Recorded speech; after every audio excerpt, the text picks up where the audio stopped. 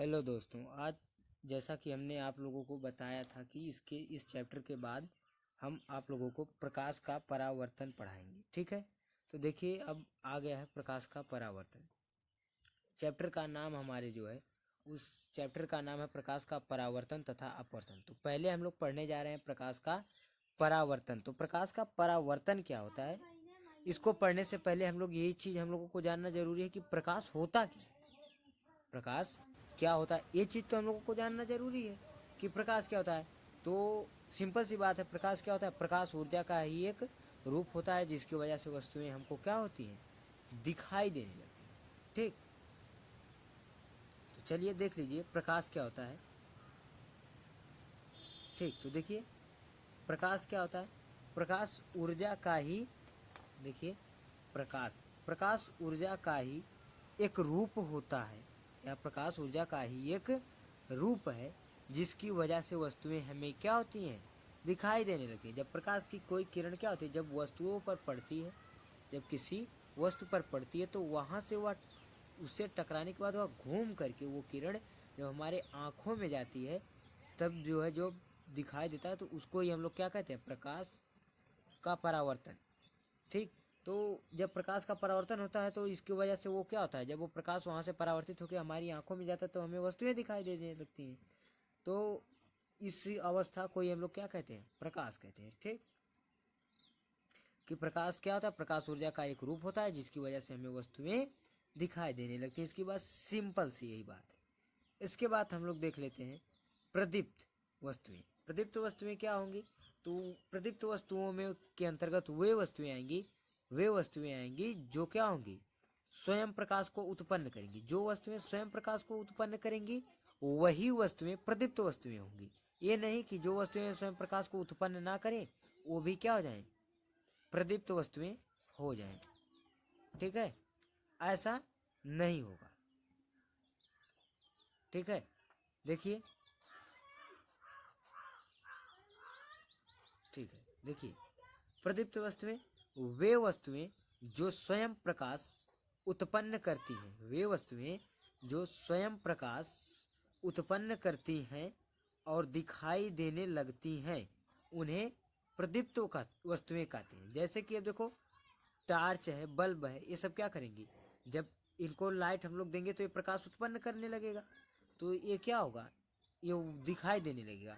तो ऐसी वस्तुओं को हम लोग क्या कहेंगे, प्रदीप्त वस्तुएं कहेंगे। सूर्य हुए, तारे हुए, ये सब क्या है, प्रदीप्त है। ठीक, इसके बाद आता है हमारा अदीप्त। ठीक, इसके बाद देखिए हमारी आती है अदीप्त।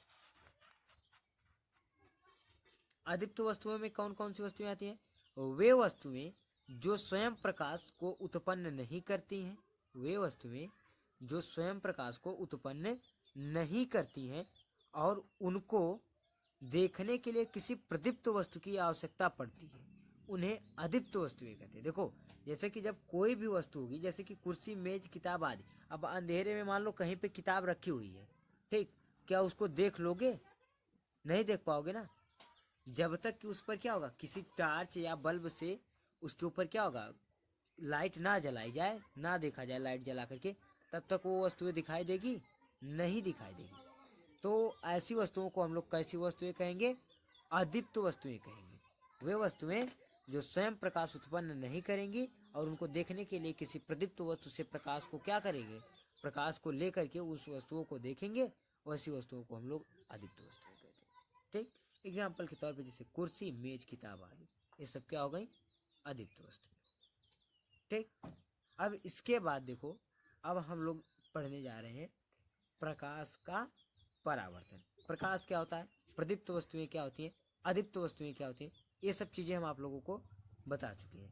अब देखिए आप लोग प्रकाश का देखिए प्रकाश का परावर्तन क्या होता है। तो प्रकाश का परावर्तन, आपतित होने वाली किरण जब किसी माध्यम सतह से टकराती है तो वह उसी माध्यम में वापस लौट जाती है जिस माध्यम से आपतित हुई रहती है। इस घटना को ही क्या कहते हैं, प्रकाश का परावर्तन कहते हैं। इसका अर्थ क्या हुआ कि जब भी कोई प्रकाश की किरण, अब ध्यान से देखो, यहाँ पर ध्यान से देखो, ठीक, अब ये क्या है हमारा, कोई मान लो ये कोई हमारा चिकना तल है, ये हमारा कोई चिकना तल है। अब यहाँ से कोई प्रकाश की किरण आई, ठीक है, ऐसे आती है और ऐसे लड़ करके इधर चली जा रही है, मतलब कि इधर से आ रही है और इधर चली जा रही है, मतलब कि यहाँ से टकराई और इधर भाग गई। इस घटना को ही हम लोग क्या कहेंगे? प्रकाश का परावर्तन कहेंगे। जब भी कोई प्रकाश की किरण यहाँ से आकर के, मतलब कि इस तरीके से आकर के ऐसे किसी चिकने पृष्ठ से टकराएगी और चिकने पृष्ठ से टकरा करके फिर किसी उसी ही माध्यम में जाएगी, लेकिन किसी दूसरे तरफ जाएगी। जिस रेखा में आई रहती है उस रेखा में नहीं जाती है, लेकिन जाती है माध्यम वही है। जैसे कि अब देखो ऊपर जो माध्यम था वही माध्यम है ना, ऊपर ही जा रही है ना टकराने के बाद। तो इस घटना को हम लोग क्या कहेंगे? प्रकाश का परावर्तन। बात समझ में आई? जब भी कोई मान लो कि चिकना पृष्ठ के तौर पे, अब मान लो ये कोई हमारा क्या है? दर्पण है। अब इस दर्पण पे जब कोई प्रकाश की किरण आकर के टकराएगी तो वो टकराने के बाद फिर उसी ही माध्यम में घूम जाएगी, किसी दूसरे तरफ घूम जाएगी, ठीक। अब मान लो उत्तर से आई है तो दक्षिण चली गई, तो इस उत्तर से आई है तो दक्षिण नहीं जाएगी, मान लो पश्चिम चली गई टकराने के बाद, तो इस घटना को ही हम लोग क्या कहेंगे? प्रकाश का परावर्तन। क्लियरली समझ में आया अच्छे से? चलिए ठीक है, अब देख लेते हैं प्रकाश के परावर्तन की परिभाषा। तो हम लोग देख ही चुके प्रकाश परावर्तन की परिभाषा। यही चीज बोल रहा है ये कि आपतित होने वाली किरण। आपतित होने वाली किरण का मतलब है कि ये जो आने वाली किरण है, ये जो किरण आ रही है, जो आने वाली किरण है, इसी किरण को हम लोग क्या कहते हैं? आपतित किरण। तो वही बात बोला है कि आपतित होने वाली किरण जब किसी माध्यम में सतह से क्या होती है? टकराती है, तो वह उसी माध्यम में वापस लौट जाती है जिस माध्यम से आपतित हुई रहती है। इस घटना को ही प्रकाश का परावर्तन कहते हैं। ये बात कंफर्म हो गया ना? ये बात क्लियर हो गई? अब हम लोग देख लेते हैं प्रकाश परावर्तन के नियम, यानी कि जो प्रकाश का परावर्तन होता है, जो ये घटना घटती है प्रकाश के परावर्तन होने की, तो इसके नियम कितने, ठीक। तो देख लेते हैं हम लोग। देखिए प्रकाश परावर्तन के नियम। प्रकाश परावर्तन के दो नियम। प्रकाश परावर्तन के दो नियम है। पहला नियम क्या होता है? पहला नियम जो होता है वो आपतित किरण, परावर्तित किरण, ठीक। आपतित किरण, परावर्तित किरण एवं अभिलंब, ये जो होता है ये क्या होता है? बीच वाला अभिलंब होता है। ये तीनों एक ही बिंदु पर देखो स्थित होते हैं। यही परावर्तन के पहला नियम होता है कि आपतित किरण, परावर्तित किरण और अभिलंब तीनों एक ही बिंदु पर क्या होते हैं? स्थित होते हैं। तीनों कहाँ पे स्थित होते हैं? तीनों एक ही बिंदु पर स्थित होते हैं। इस घटना जो है ये पहला नियम हो गया। दूसरा नियम क्या हो गया कि यहाँ पर भी एक कोण बनेगा, यहाँ पर भी एक कोण बनेगा। इस कोण का नाम होता है आई, इस कोण का नाम होता है आर। जो ये आपतित किरण के द्वारा कोण बनाया जाता है, आपतित किरण और अभिलंब के बीच। तो आपतित किरण ये है, इस किरण का नाम क्या है? आपतित किरण। इस किरण का नाम क्या है? आपतित किरण। तो जो ये आने वाली किरण है, ठीक, तो इस किरण और अभिलंब, इसका नाम क्या है? अभिलंब। इस किरण का नाम है अभिलंब और इस किरण का नाम है परावर्तित किरण। इस किरण का नाम क्या है? परावर्तित किरण, ठीक। तो और ये क्या है? हमारा आपतन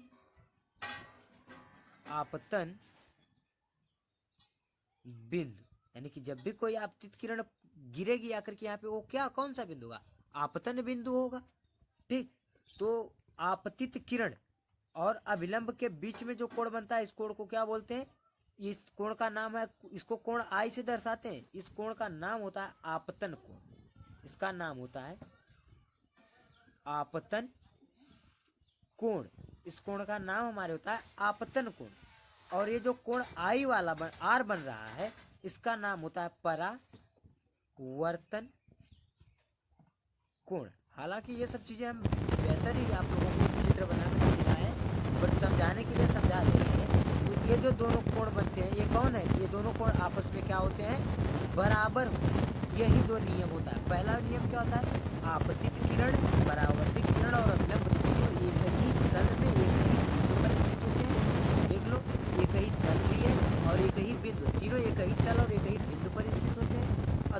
दूसरा नियम क्या है कि ये जो कोण आई और कोण आर जो होते हैं ये दोनों क्या होते हैं, आपस में बराबर होते हैं, कोई कम और बेसी नहीं। बात समझ में आ गई। अब चलिए हम लोग देख लेते हैं इसकी परिभाषा।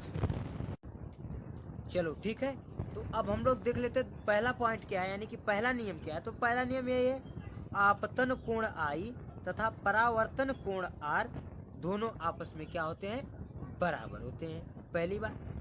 दूसरा नियम क्या है हमारा, आपतित किरण, अभिलंब तथा परावर्तित किरण तीनों एक ही माध्यम में एक ही सतह के एक ही बिंदु पर स्थित होते हैं। अब देखो ये हमारी क्या हो गई, ये नीचे की जो दिखाई दे रही है, देखो ये नीचे क्या है हमारा, नीचे हमारी सतह है, ठीक। इधर से किरण आ रही है, देखो आती हुई किरण इधर दिखाई दे रही है कि नहीं, देखो ठीक। इधर से किरण क्या हो रही है, जा रही है, मतलब कि इधर से किरण आ रही है और उसके बाद यहाँ टकरा रहे, टकराने के बाद इधर किरण जा रही है, ठीक। तो ये जो किरण आ रही है हमारी आपतित किरण हो गई, जो किरण जा रही है किरण परावर्तित किरण हो गई। ये बीच का हमारा अभिलंब हो गया, एक कोण आई हो गया, एक कोण आर हो गया। यहाँ पे हमारा कौन सा बिंदु है, आपतन बिंदु, ठीक। तो इस कोण आई को बोलते हैं आपतन कोण, कोण आर को बोलते हैं परावर्तन कोण। बस यही है, इतना क्लियर हो गया। इसके बाद हम आप लोगों को दर्पण, अब देखो ये सब खत्म हो गया, अब सिंपल सी बात है, आप लोगों को पढ़ना है दर्पण। दर्पण क्या होता है, अब हम आप लोगों को दर्पण बताने जा रहे हैं, ठीक है। क्लियर है यहाँ तक, चलिए स्क्रीनशॉट ले लीजिए, इसके बाद हम लोग पढ़ेंगे दर्पण, ठीक। चलिए देखिए दर्पण क्या होता है। तो दर्पण यह एक ऐसा चिकना पृष्ठ होता है जिसके एक तरफ जिंक आदि की, यानी जिंक होता है, इसी के जैसे और भी चीजें होती हैं जिनकी क्या होती है, परत चढ़ा दी जाती है। जब भी देखते हो तो दर्पण को देखते हो तो एक तरफ क्या होता है, शीशा पेंट हुआ दिखाई देता है ना, जो शीशा लेते हो उसमें चेहरा वगैरह देखते हो, वो क्या होता है, एक तरफ हमें पेंट दिखाई देता है ना, शीशा क्या होता है हमें एक तरफ पेंट दिखाई हुआ देता है, तो वही क्या होता है, एक तरफ उसके जिंक आदि चीजों की क्या होती है, जिंक और इसके जैसे और भी कई तत्व होते हैं, पदार्थ होते हैं, जिनकी क्या हम लोग कहते हैं, परतें चढ़ा दी जाती हैं, जिससे टकराने के बाद जब एक तरफ टकरा दी जाएगी तो वो क्या होगा, पारदर्शी माध्यम से अपारदर्शी हो जाएगा, क्योंकि किरण उसके आर पार निकल नहीं पाएगी, ठीक। तो जिससे टकराने के बाद प्रकाश की किरण वापस उसी माध्यम में लौट जाती है जिस माध्यम से आई हुई रहती है, क्योंकि दर्पण क्या होता है, अपारदर्शी। दर्पण किसको कहेंगे, यह एक ऐसा चिकना पृष्ठ होता है जिसके एक तरफ जिंक आदि की परत चढ़ा दी जाती है, जिससे टकराने के बाद प्रकाश की किरण उसी माध्यम में वापस लौट जाती है जिस माध्यम से आई हुई रहती है, क्योंकि दर्पण अपारदर्शी होता है। यहाँ तक समझ में आ गया कि नहीं, नहीं समझ में, चलो फिर से देखते हैं, फिर से इस बार समझा दे रहे हैं अच्छे से। देखो यह एक ऐसा चिकना पृष्ठ होता है, यह एक ऐसा चिकना पृष्ठ होता है जिससे टकराने के बाद, ये इतना चीज जान लो, ये इतनी चीज जो लिखवाई गई है, इतनी चीज ये बस जानकारी के लिए लिखा दी गई है, नहीं तो ये उतना इम्पोर्टेंट चीज नहीं है, लेकिन ये जानकारी के लिए लिख दी है, इसमें समझाने के लिए आप लोगों को लिख दिए कि वो होता क्या है, ठीक। तो यह एक ऐसा चिकना, यह एक ऐसा चिकना पृष्ठ होता है, यह एक ऐसा चिकना पृष्ठ होता है जिससे टकराने के बाद प्रकाश की किरण वापस उसी माध्यम में लौट जाती है जिस माध्यम से आई हुई रहती है, क्योंकि दर्पण अपारदर्शी होता है, मतलब कि दर्पण के आर पार देखा नहीं जा सकता। समझ में आ गई बात, ठीक है अच्छे से। चलिए देखते हैं आगे, अब दर्पण के प्रकार, ठीक। क्या देखते हैं, दर्पण के प्रकार। तो दर्पण कितने प्रकार के होते हैं, दर्पण के प्रकार, दर्पण मुख्य रूप से दो प्रकार के होते हैं, दर्पण मुख्य रूप से दो प्रकार के होते हैं। नंबर एक गोलीय दर्पण, नंबर दो समतल दर्पण। कौन कौन से दर्पण, गोलीय दर्पण और समतल दर्पण, दो दर्पण होते हैं, ठीक।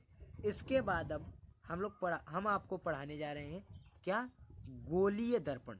गोलीय दर्पण क्या होता है, तो यहाँ तक आप स्क्रीनशॉट मार लीजिए फटाफट, उसके बाद हम आप लोगों को आगे दिखाने जा रहे हैं गोलीय दर्पण क्या होता है, ठीक, ले लिए। चलिए देखते हैं आगे। चलिए अब देख लेते हैं गोलीय दर्पण क्या होता है। ठीक, गोलीय दर्पण क्या होता है हमारा, देख लीजिए। गोलीय दर्पण क्या होता है। ठीक,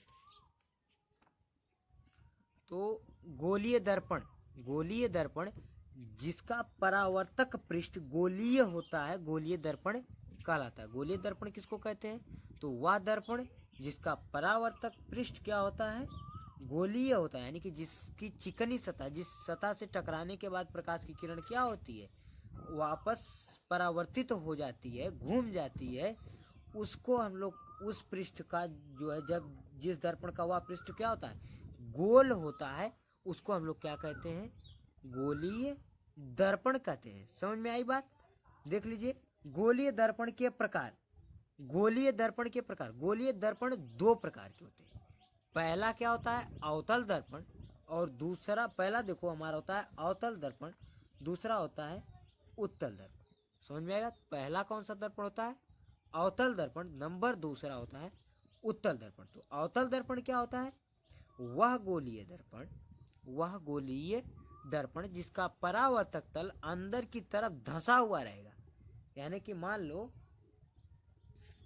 कोई भी चीज है जिसका परावर्तक तल क्या रहेगा, गड्ढा, जिसका चिकना भाग गड्ढे की तरह दिखाई देगा। जैसे कि कटोरा है, कटोरे का एक भाग जो है क्या होता है, अंदर से देखो जिसमें पानी को रखा जाता है, वो क्या होता है, गहरा हुआ दिखाई देता है ना। तो उस हिसाब का जो गोलीय दर्पण होगा, जो दर्पण होगा, ऐसा गोलीय दर्पण होगा जिसका क्या है होगा भाग, वो कटोरे के जैसा दिखाई देगा। ठीक, उसको हम लोग क्या कहेंगे, अवतल दर्पण। तो वह गोलीय दर्पण जिसका परावर्तक तल जो है, वह गोलीय दर्पण जिसका परावर्तक तल धंसा हुआ होता है अंदर की तरफ, उसको हम लोग क्या कहते हैं, अवतल दर्पण। और उत्तल दर्पण तो उसी प्रकार से हो जाएगा कि वह गोलीय दर्पण, इसमें बस वही बाहर निकला रहेगा। तो वह गोलीय दर्पण जिसका परावर्तक तल बाहर की तरफ उभरा हुआ होता है, उसको हम लोग क्या कहते हैं, उत्तल दर्पण। बात क्लियर है। अब देख लीजिए इनकी परिभाषा क्या है। ठीक, क्लियर तरीके से इनकी परिभाषा क्या है उसके बारे में भी जानकारी। चलिए देख लेते हैं अवतल दर्पण क्या होता है। ठीक, अवतल दर्पण की परिभाषा क्या होती है, वह गोलीय दर्पण जिसका परावर्तक पृष्ठ अंदर की तरफ, अंदर की ओर धंसा रहता है, वह अवतल दर्पण कहलाता है। देखो इसका परावर्तक या चिकना पृष्ठ, क्या परावर्तक पृष्ठ अंदर की तरफ धंसा हुआ दिखाई दे रहा है ना, ये क्या होगा, अवतल दर्पण होगा। इसका एक भाग कलई किया हुआ है, जिस पर जिंक की परत अभी चढ़ाने के लिए बताए थे ना, ये वही चीज है। इसका ये भाग कलई किया हुआ भाग है, ये परावर्तक पृष्ठ है, इसको हम लोग क्या कहेंगे, अवतल दर्पण। समझ में आ गई बात। अब उत्तल दर्पण क्या होता है उसको भी हम लोग देखेंगे। ठीक, देखिए उत्तल दर्पण क्या होता है। उत्तल दर्पण वह गोलीय दर्पण जिसका परावर्तक पृष्ठ बाहर की तरफ उभरा हुआ होता है, उत्तल दर्पण कहलाता है। यानी कि ऐसा गोलीय दर्पण जिसका परावर्तक पृष्ठ, देखो इसका परावर्तक पृष्ठ बाहर की तरफ निकला हुआ दिखाई दे रहा है कि नहीं, तो जिसका परावर्तक पृष्ठ क्या होगा, बाहर की तरफ उभरा हुआ दिखाई देगा, उसको हम लोग क्या कहेंगे, उसको हम लोग उत्तल दर्पण कहेंगे। बात समझ में आई कि नहीं, क्लियर है यहाँ तक। देखो ये परावर्तक पृष्ठ है, इसका एक कलई किया हुआ भाग है, इसका नाम क्या है, उत्तल दर्पण। इसका कलई किया हुआ भाग देखो अंदर की तरफ है, और परावर्तक पृष्ठ बाहर की तरफ है। समझ में आ गई। अब देखो हम लोग देख लेते हैं कि गोलीय दर्पण जो होते हैं, गोलीय दर्पणों से संबंधित कुछ परिभाषाएं होती हैं। जैसे कि ध्रुव क्या होता है, इसका वक्रता केंद्र क्या होती है, वक्रता त्रिज्या क्या होती है, और मुख्य अक्ष क्या होता है। ठीक, इन सब चीजों के बारे में हम लोग जानकारी ले लें अच्छे से। ठीक है, चलिए देख लेते हैं आगे।